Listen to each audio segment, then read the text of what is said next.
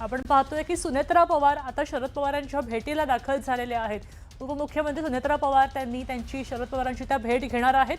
आताची दृश्य आपण पाहतोय, त्यांना काही काळापूर्वी ॲडमिट केलं गेलं आणि त्यानंतर जवळपास तासाभरानं सुनेत्रा पवार आता या ठिकाणी बारामतीतनं रवाना झालेल्या आहेत आणि त्या शरद पवारांची भेट घेणार आहेत।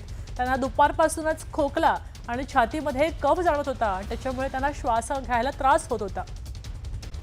बातमी समोर येते, शरद पवारांच्या प्रकृतीमध्ये सध्या बिघाड झालेला आहे। त्यांच्यावर पुण्यातल्या रुबी हॉल क्लिनिकमध्ये उपचार सुरू आहेत। त्यांना थकवा आलेला आहे अशी माहिती डॉक्टरांकडून सध्या प्राप्त होते। छातीमध्ये काहीसं दुखतंय त्यांना आणि कफ झालाय आणि म्हणून त्यांच्या तपासण्या केल्या जात आहेत। शरद पवारांना किती दिवस इथं थांबावं लागेल, ॲडमिट व्हावं लागेल हे स्पष्ट झालं नाहीये। अहवाल चाचण्यांचे आले की त्यानंतर हे स्पष्ट होईल। मात्र सध्या त्यांना कुणी भेटायला येऊ नये अशा प्रकारचं आवाहन केलं गेलेलं आहे। फिजिकल एक्सर्शन झाल्यामुळे छातीत कफ झालेला आहे, म्हणजे छातीत थोडंसं कंजेशन आहे आणि आम्ही योग्य त्या तपासण्या पाठवलेल्या आहेत आणि ट्रीटमेंट चालू आहे। आता कंडिशन एकदम स्टेबल आहे आणि तपासणी आल्यावरतीच आम्हाला जे काही त्याच्यात बदल करायचा असेल ते बदल करू। आता तपासणीचे रिपोर्ट आल्याशिवाय आम्ही आता काही सांगू शकत नाही। आता कंडिशन स्टेबल आहे।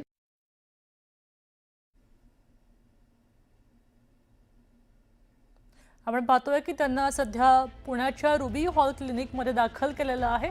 छातीमध्ये त्यांच्या कफ झालेला आहे, त्यामुळे त्यांना श्वास घ्यायला त्रास होतोय असं कळतंय।